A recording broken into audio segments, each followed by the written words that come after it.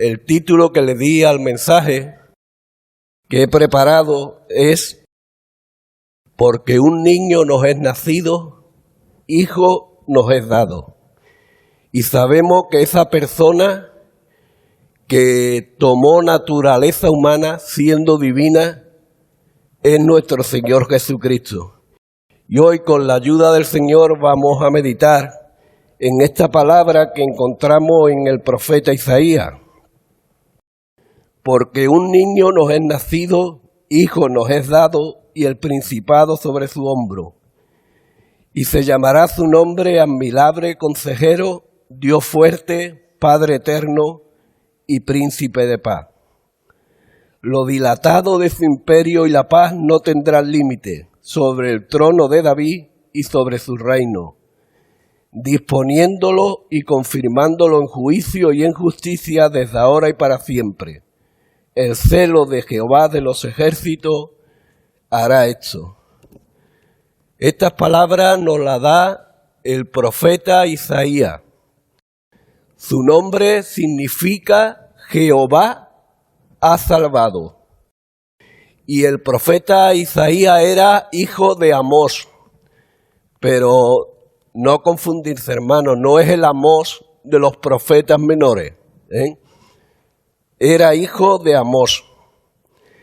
Profetizó en el reino de Judá, aproximadamente en el año 740 antes de nuestro Señor Jesucristo, y bajo los reinados de Uzías, Acab, Ezequías, y también se cree que en los primeros días del rey Manasés. Ministró durante unos 60 años aproximadamente, y nos da esta palabra. Se le llama el quinto evangelista, se le dice, porque su mensaje en su libro profético nos habla mucho y tiene muchas citas del Mesías que tenía que venir. Hoy el mundo cristiano celebra la Nochebuena y mañana la Navidad. Decir que esta celebración que hoy hacemos no la encontramos en la palabra de Dios, reflejada, escrita, porque se empezó a celebrar aproximadamente en el año 250 después de Jesucristo y oficialmente sobre el año 360 y tanto, 66 creo que, empezó a celebrarse oficialmente. Y se empezó a celebrar como fecha el 25 de diciembre. Decir que en esa fecha se celebraba lo que era el solsticio de invierno, que era las fiestas paganas de la Saturnalia, una fiesta que hacían en honor del dios Saturno y del sol. Entonces los paganos celebraban esa fiesta y hubo personas, pienso, que en su momento consideraron que poner la fecha del 25 de diciembre de alguna manera taparía esa celebración y celebrarían el nacimiento del Señor. Yo creo que ese es el origen de toda esta fiesta, ¿no?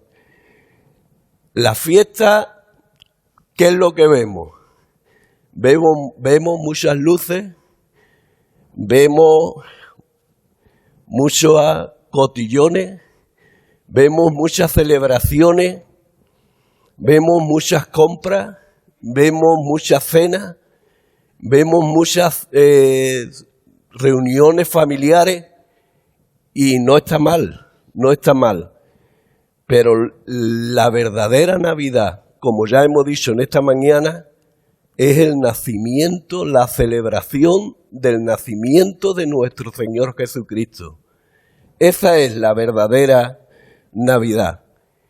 Y seguramente va a haber muchas personas, seguramente, que van a celebrar esta noche y mañana la Navidad, y el principal autor de la Navidad va a quedar fuera e ignorado en su vida.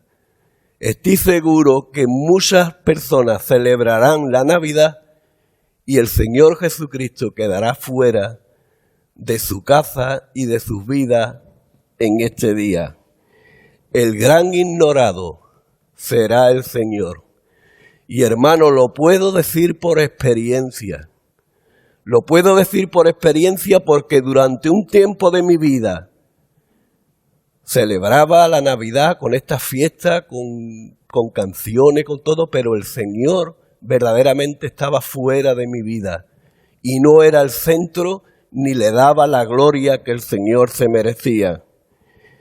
Decía un hermano el otro día que lo escuché: cuando cenes mañana por la noche en tu casa, esta noche o mañana en la comida, pon un cubierto en la mesa de más. Pon un cubierto y dile a tu familia: el invitado especial a nuestra comida, a nuestra cena, es el huésped invisible que es el Señor, al que le damos la gloria y la honra en este día. Y hermano, yo quiero celebrar la verdadera Navidad. Y estoy seguro que todos vosotros que habéis creído en el Señor y habéis conocido al Señor, queréis celebrar la verdadera Navidad. Celebrar que Cristo ha venido a este mundo y ha nacido en nuestros corazones para vivir para siempre, para la gloria y para su honra. Hoy lo vamos a ver bajo dos aspectos. Primer aspecto, Jesucristo fue anunciado en el Antiguo Testamento y Jesucristo fue revelado por medio de los Evangelios en el Nuevo Testamento.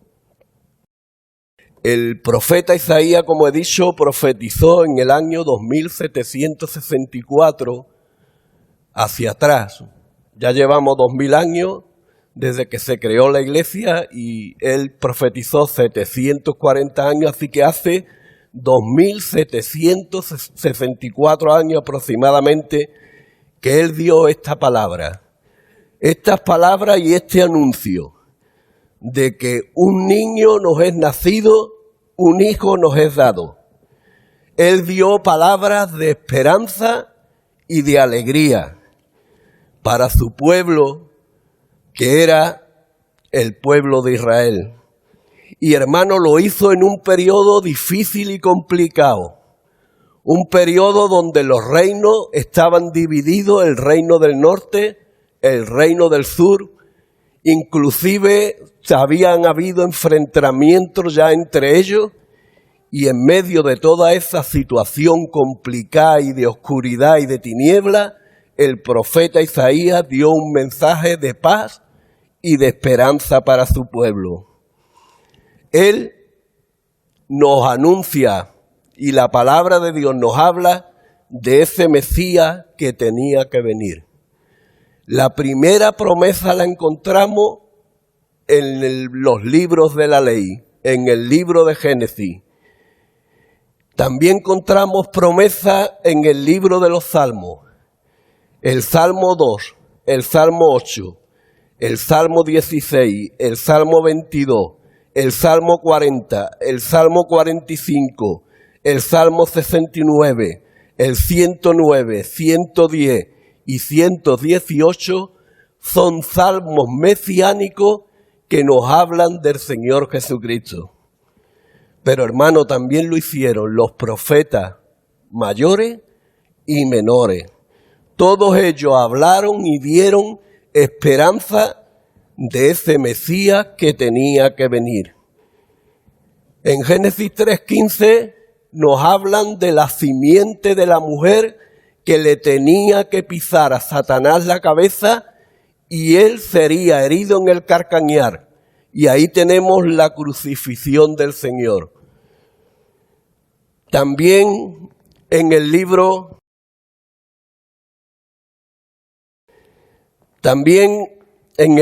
de Deuteronomio se nos dice de un profeta que el Señor levantaría en su pueblo y todos lo oirían a él.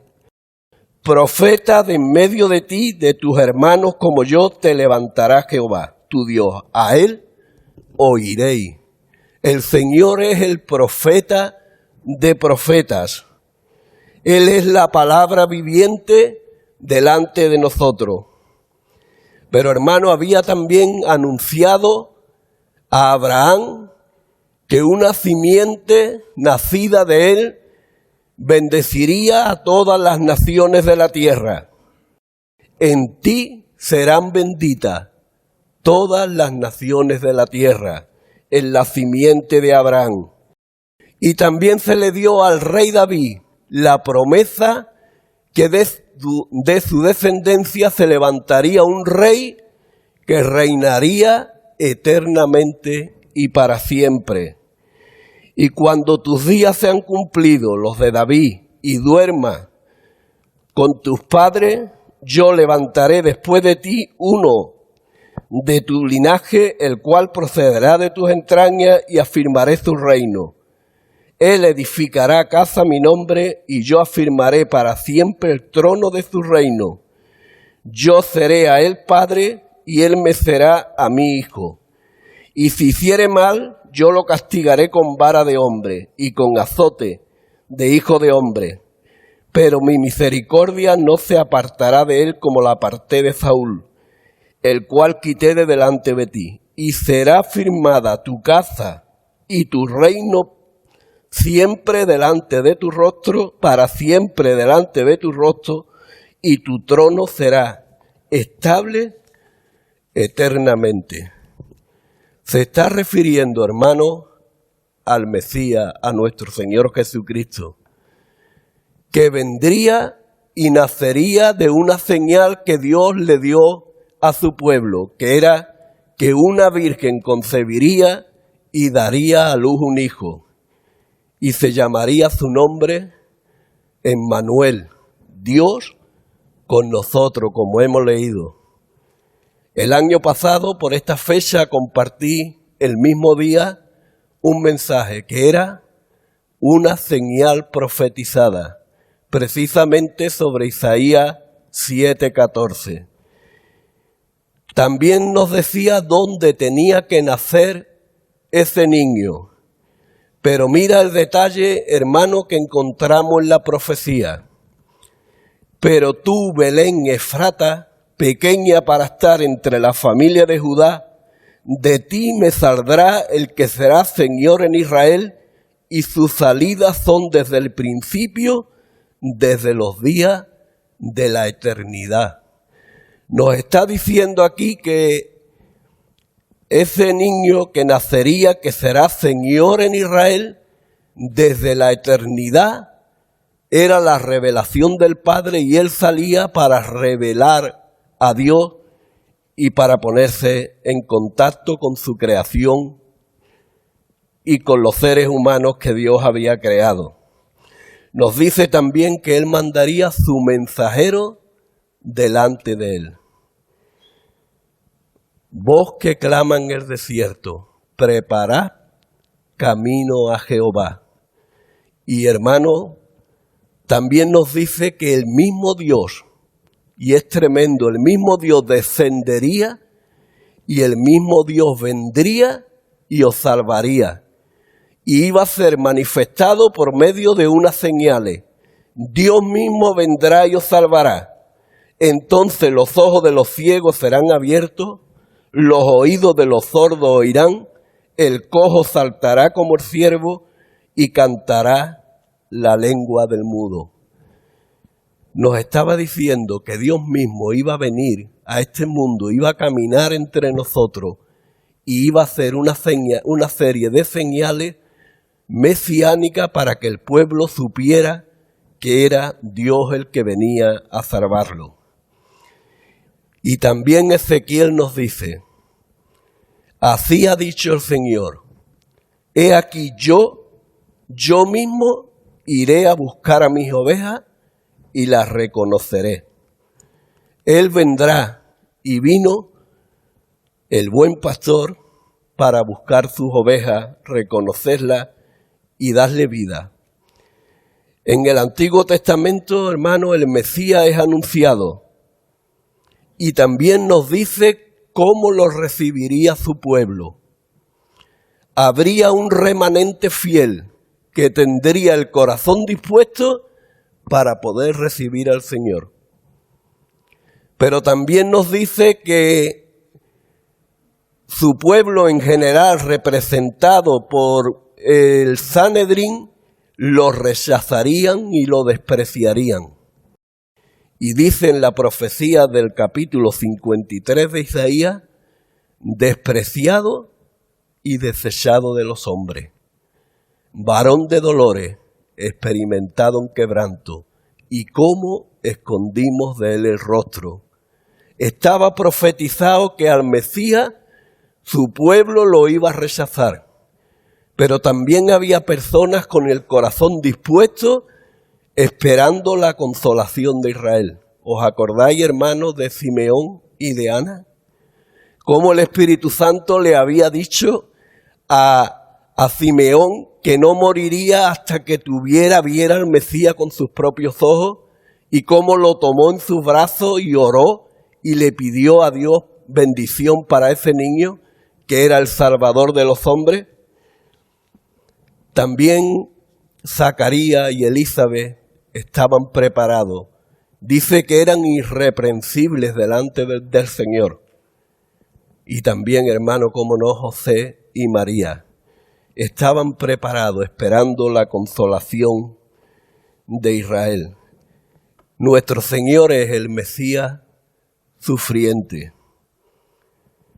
El otro día hablaba con una persona, le estaba intentando dar testimonio, compartiéndole, y me decía, bueno, ¿y por qué Jesús no pudo haber tenido relaciones y con María Magdalena? Digo, el Señor no vino a eso. El Señor vino para obrar la salvación y para formar una familia espiritual.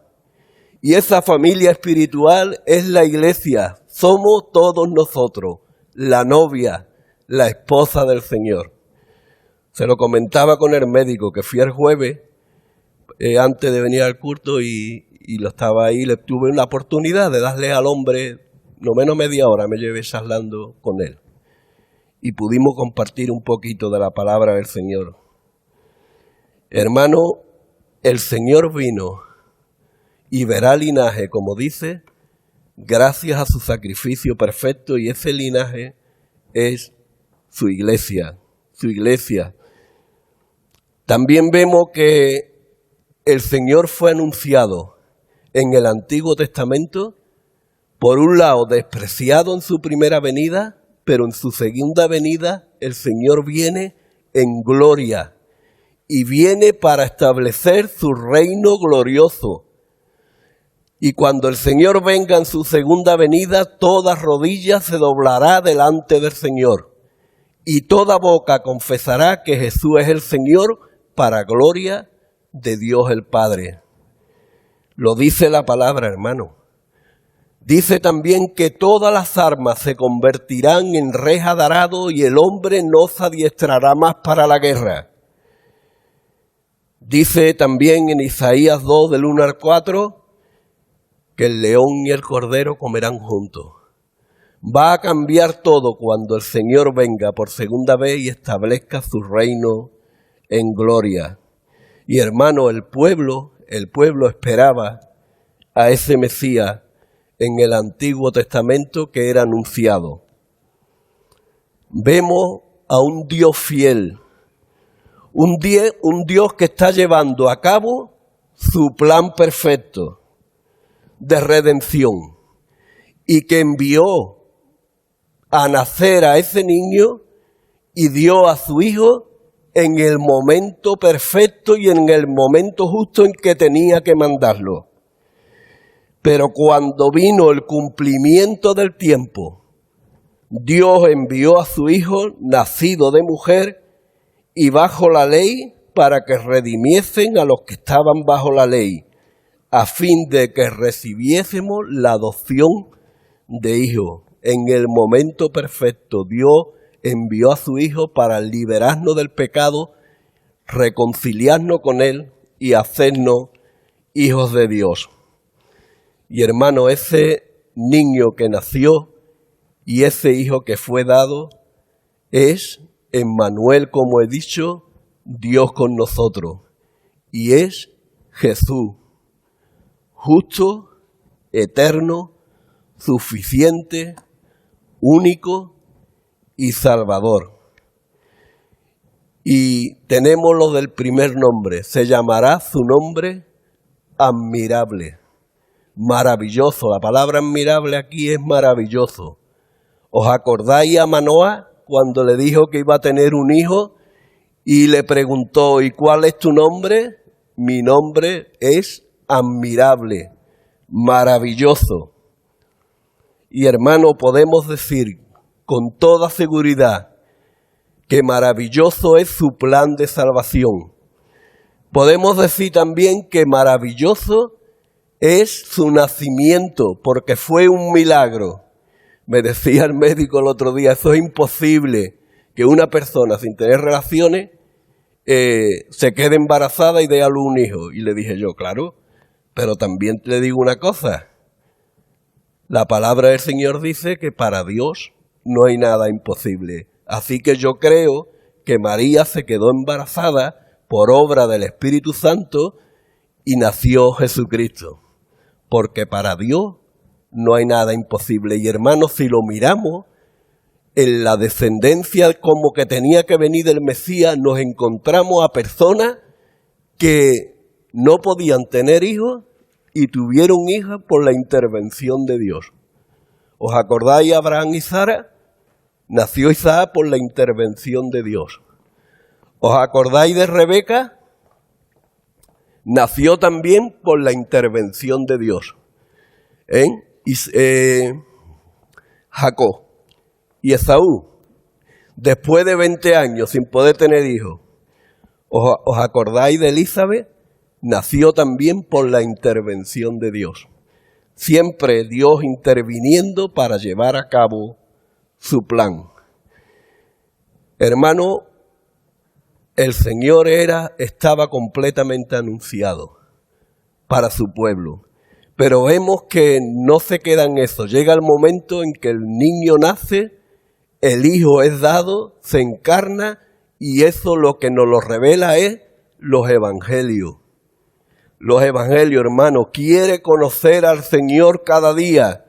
Leamos los evangelios, caminemos con el Señor por esos caminos de Galilea, de Judea, y veamos las maravillas que el Señor hacía. Y la tenemos en los evangelios.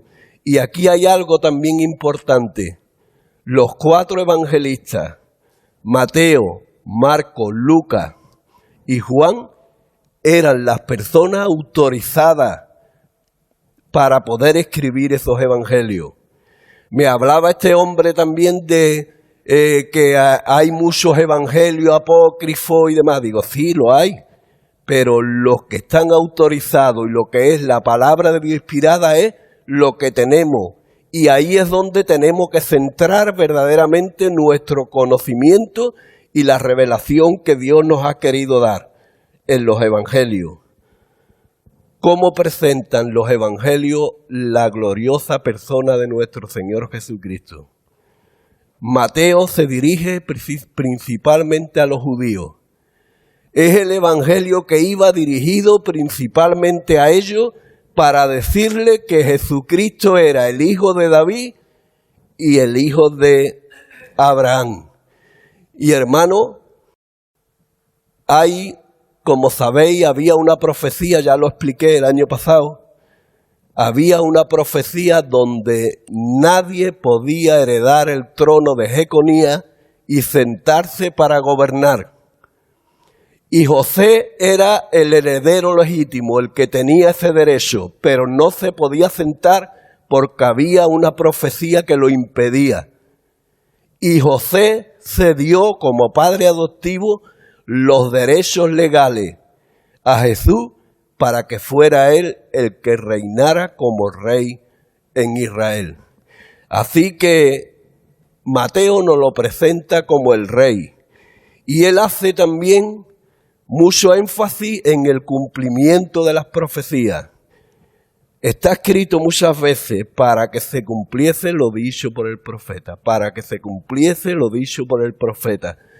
Todo lo que los profetas profetizaron se cumplió en el Evangelio de Mateo y lo redacta. Mateo nos relata su nacimiento, también la venida de los magos, que la tenemos nada más que en ese Evangelio de los sabios que vinieron probablemente de Babilonia, y nos deja una profecía también de esa matanza de los niños.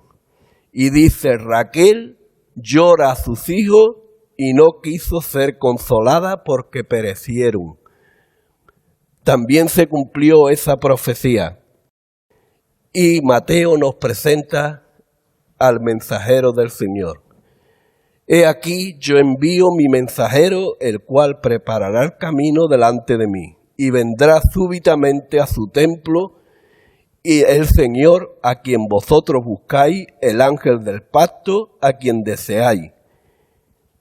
Vosotros, he aquí, viene. Hermano, el Señor fue rechazado por su nación, pero un pequeño grupo de personas, de discípulos, creyeron en el Señor. Como dice el Señor, venid a mí, manada pequeña, porque al Padre os ha placido daros el reino. Un pequeño grupo de discípulos respondieron positivamente, el Señor los preparó y después de 3 años de ir a la cruz, morir, resucitar y subir a la diestra de Dios, los comisionó dándole la gran comisión. Mateo 28, 19 y 20. En el Evangelio de Mateo también nos lo revela el gran sermón escatológico de Mateo 24. Y también nos da los valores del reino en los capítulos 5, 6 y 7 de Mateo. Mateo nos presenta a Jesús como el Rey de Israel. Y Marcos, ¿cómo nos revela Marcos a Jesús? Marcos comienza diciendo que Jesucristo es el Hijo de Dios. Y dice que fue anunciado por su mensajero Juan el Bautista. Pero mira lo que dice, que prepararía el camino, pero mira lo que dijo Juan. Mas a la verdad, yo os he bautizado con agua, pero Jesús, Él los bautizará con Espíritu Santo. Así que Marcos nos lo presenta como el siervo manso y humilde que sirve a las personas. Aquel que en su corazón veía a las personas que estaban sin pastor y se compadece de ellos. Y salió Jesús y vio una gran multitud y tuvo compasión de ellos, porque eran como ovejas que no tenían pastor. Y comenzó a enseñarle muchas cosas. Marcos nos lo presenta como aquel que hizo bienes y sanó a muchas personas, a todos los oprimidos, por el diablo, porque Dios estaba con él. Y hermano, en Marcos vemos ese ministerio de enseñanza de cómo Jesucristo está dando a conocer al Padre y está mostrando también cómo debe caminar un hombre para vivir una vida agradable a Él. Y Lucas, hermano, ¿cómo nos lo revela Lucas en los evangelios? Lucas lo presenta como el Hijo del Hombre, como el segundo Adán, aquel que se identifica con el hombre en todo, excepto en el pecado. Y después de un tiempo de silencio de 400 años, Lucas nos relata cómo por medio del ángel Gabriel, a Zacarías se le es informado que iba a tener un hijo que sería el mensajero del Señor y se llamaría Juan. Y también nos deja el relato de cómo María fue esa mujer escogida por Dios para que pudiera traer a este mundo al Mesías y pudiera encarnarse Jesús por medio de su persona. Ella es bienaventurada. Ella es una mujer de fe que dijo: he aquí la sierva del Señor, hágase en mí conforme a tu palabra. Y hermano, tenemos también en el Evangelio de Lucas otra genealogía diferente a la de Mateo. Mateo nos da la genealogía de José y Lucas nos da la genealogía de María. María provenía de la familia de David por Natán, que era hijo de David. Pero hermano, yo me quedo maravillado de ver hasta dónde llega la genealogía de María. La genealogía de María llega hasta Adán.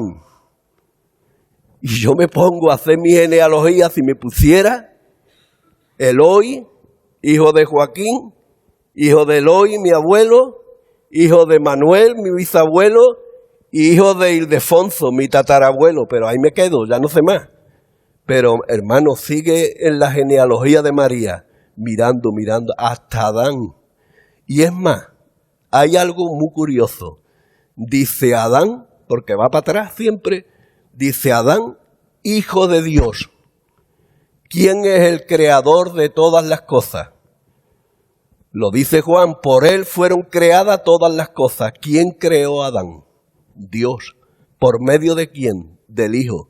Así que Adán lo había creado Dios, como dice la palabra en la genealogía de María. Seguimos viendo, hermano, cómo lo revela en la palabra. En Lucas 19:10 nos dice: porque el Hijo del Hombre vino a buscar y a salvar lo que se había perdido. ¿Quién se había perdido, hermano? La humanidad. La humanidad entera estaba perdida, por cuanto todos pecaron y están destituidos de la gloria de Dios. Y necesitan el Evangelio, necesitan creer en la justicia de Dios, que es por nuestro Señor Jesucristo. Allí estaba el Señor caminando por esos caminos polvorientos, dando palabras de vida eterna y llamando al arrepentimiento y al perdón. El hombre perfecto, cumpliendo la misión para lo cual lo había enviado su Padre: enseñar al pueblo con autoridad, enseñando y revelando precisamente a Dios. Y hermano, Él tiene poder para perdonar pecado. Y lo demostró también, yendo a la cruz, ofreciendo un sacrificio perfecto y al tercer día resucitando de los muertos. Nuestro fundamento, nuestra fe está fundamentada en la resurrección del Señor. También lo comentaba con esta persona. No se creía que Jesucristo había resucitado. Pero como dice Pablo, si Cristo no resucitó, vana es nuestra fe. Así que nosotros creemos que resucitó y más de 500 personas pudieron verlo resucitado. Y Pablo, defendiendo esta doctrina, dice: preguntarle a ellos si verdaderamente el Señor ha resucitado o no, porque todavía aún muchos viven, dice el apóstol Pablo. Y hermano, por último, ¿cómo nos revela Juan a nuestro Señor Jesucristo? En el principio era el Verbo estaba con Dios y el Verbo era Dios. Nos lo revela como Dios y nos dice: y aquel Verbo se hizo carne y habitó entre nosotros. Aquel Verbo dejó la gloria, fue dado por el Padre y se encarnó por medio de María y vimos su gloria, gloria como el unigénito del Padre, lleno de gracia y de verdad. Y mira lo que dice ahora Juan. A Dios nadie lo vio jamás. Nadie. El unigénito Hijo que está en el seno del Padre, Dios lo ha dado a conocer por medio de Jesucristo. Dios se ha revelado en la persona de Jesucristo y nos dice que la gracia y la verdad vinieron por medio de Jesús. El favor inmerecido y la verdad para que la conozcamos y nos haga libre vinieron por medio de nuestro Señor Jesucristo. Juan el Bautista dijo: he ahí el Cordero de Dios que quita el pecado del mundo. Él vino también para derribar barreras de intolerancia y separación. Cuando le pidió en el brocal del pozo, le pidió a la samaritana que le diera agua para beber. ¿Y qué agua le ofreció el Señor? Le ofreció el agua viva, el agua espiritual, que calmaría la sed espiritual. Él también nos lo revela como el médico divino. ¿Os acordáis al paralítico en el pozo? ¿Quieres ser sano? Señor, no tengo quien me meta en el agua. Y el Señor le dijo: toma tu lecho, levántate y anda. Él es el médico divino, aquel que puede sanar cualquier enfermedad y puede curar. Pero también es, hermano, el pan de vida. Él es el pan de vida. El que tenga hambre, venga a mí y coma. Y como le dijo allí a los discípulos y como dijo hablándole a los fariseos, el verdadero pan del cielo lo ha dado mi Padre y soy yo, el pan del cielo. Él es el que calma la sed y el hambre espiritual, el Señor Jesucristo. Pero también, hermano, es el defensor del débil. ¿Os acordáis de la mujer acusada de adulterio? Como el Señor dijo: el que esté libre de pecado, que tire la primera piedra. Y el Señor le dijo: vete y no peques más. Ninguno te condena. El único que lo podía condenar a esa mujer era Él, que no tenía pecado. Todos los demás acusados se tuvieron que ir, pero Él, que era el único que la podía acusar, le dijo: ni yo tampoco te condeno, vete y no peques más. Y eso es lo que el Señor quiere, hermano. Quiere vidas cambiadas para la gloria de Dios. El Señor quiere que nuestras vidas, que son de personas pecadoras, puedan cambiar por el nuevo corazón que nos da el Señor y podamos servir al Señor con alegría, con todo nuestro corazón. Él es también la luz del mundo. Yo soy la luz del mundo. El que me siga no andará en tinieblas. ¿Quieres salir de las tinieblas? Pon tu confianza en el Señor. Pero el Señor también, hermano, es el buen pastor. El buen pastor que da su vida por sus ovejas. Mis ovejas escuchan mi voz y me siguen. Y hermano, cuando vemos a esas personas muchas veces y lo vemos en esa incredulidad, me paro a pensar y le digo: Señor, gracias. Gracias, porque yo era igual antes. Y la incredulidad, y ahora creo la palabra del Señor y creo todo lo que me dice en tu palabra. Y ahí vemos la gracia de Dios cambiando el corazón para que podamos creer la palabra de Dios. Él también es el príncipe de la vida. Yo soy la resurrección y la vida. El que crea en mí, aunque esté muerto, vivirá. Y hermano, Él se ofreció también manso y humilde para entrar en Jerusalén montado en un asno, en un pollino. Alégrate mucho, hija de Sión, da voces de júbilo, Jerusalén. He aquí, tu rey vendrá a ti justo y salvador, humilde y cabalgando sobre un asno, sobre un pollino, hijo de asno. Como estaba profetizado en Zacarías 9:9, el Señor se ofreció a su pueblo como el rey que era y su pueblo lo rechazó. Y también nos da un ejemplo de humildad y de salvación. Nos da un ejemplo, hermano, lavándole los pies a sus discípulos. Y nos da también una gran lección espiritual a nosotros. Solamente tenemos que lavarnos nuestros pies. Y hermano, ahí la lección espiritual es que tenemos que perdonarnos los unos a los otros. Nuestras vidas se ensucian por el pecado, pero tenemos que lavarnos los pies unos a otros en el sentido espiritual de perdonarnos unos a otros para tener buena comunión unos con otros y con el Señor. Y también nos dijo el Señor, os conviene que yo me vaya, pero no os dejaré solo.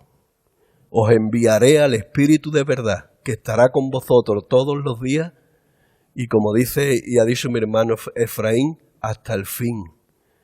Él está en nosotros, viviendo por el Espíritu hasta el fin de nuestros días, y está como el Consolador, nuestro ayudador, aquel que nos está conformando cada día a la imagen de Cristo. Pero también está, hermano, como el gran intercesor, a la derecha del Padre. Mira lo que dice, hermano. Padre, aquello que me has dado, quiero que donde yo estoy, ellos también estén conmigo. Hermano, el Señor está ahora a la derecha del Padre, sentado con poder y autoridad. Y el Señor está preparando allí morada para sus hijos, para su esposa. Y le oró a su Padre, donde yo estoy quiero que ellos estén también conmigo. ¿Creéis que Dios había alguna oración que el Hijo le haya hecho al Padre que no haya contestado? Ninguna, hermano. Así que tenemos la seguridad de que vamos a estar en esa morada en la casa del Padre. Y hermano, tenemos también el sufridor modelo, aquel que obedeció al Padre en todo y fue a la cruz. Mirá cómo se lo dijo a Pedro. Entonces Simón Pedro, que tenía una espada, la desenvainó, hirió al siervo del sumo sacerdote y le cortó la oreja derecha, y el siervo se llamaba Malco. Jesús entonces le dijo a Pedro, mete tu espada en la vaina, la copa que el Padre me ha dado, ¿no la he de beber? Pues claro que la iba a beber el Señor. El Señor fue a la cruz para poder salvarnos. Y el Señor se muestra también como el gran Salvador. No hay otro Salvador como el Señor. Él es el camino, Él es el único mediador entre Dios y los hombres, Él es el único sacrificio perfecto para que pudiéramos ser justificados, Él es la puerta a la salvación y en ningún otro hay salvación, en ningún otro nombre, porque no hay otro nombre dado debajo del cielo en que podamos ser salvos. Y Él también es el conquistador de la muerte. Al tercer día resucitó. El sacrificio que hizo en la cruz del Calvario fue agradable delante de Dios. Y el Padre lo levantó, Él mismo y el Espíritu Santo lo levantó. Y así le pisó la cabeza a Satanás, cumpliendo Génesis 3:15. Y Él es el restaurador de todo aquel que se arrepiente. Pero estas cosas se han escrito para que creáis que Jesús es el Cristo y para que creyendo tengáis vida en su nombre. Podemos decir como dijo Isaías, porque un niño nos es nacido, hijo nos es dado. Él tuvo naturaleza humana y naturaleza divina. Se fundieron las dos y a raíz de ese momento ya solo tiene una nueva naturaleza. No dos naturalezas, sino una sola naturaleza unido. Esto en teología se conoce como la unión hipostática, la unión de las dos naturalezas en el Señor, en el Dios hombre, no Dios y hombre, como si fueran dos personas, no, el Dios hombre, el Dios que se hizo hombre en la persona del Señor. Ese niño es el unigénito Hijo de Dios que vivió una vida perfecta y fue a la cruz para que nuestros pecados pudieran ser perdonados. Y como dice el versículo que hemos leído, un hijo nos es dado. Y está resumido en Juan 3:16. Porque de tal manera amó Dios al mundo que ha dado, ahí lo tenemos, a su Hijo unigénito, para que todo aquel que en él cree no se pierda, mas tenga vida eterna. Y mira lo que dice a continuación.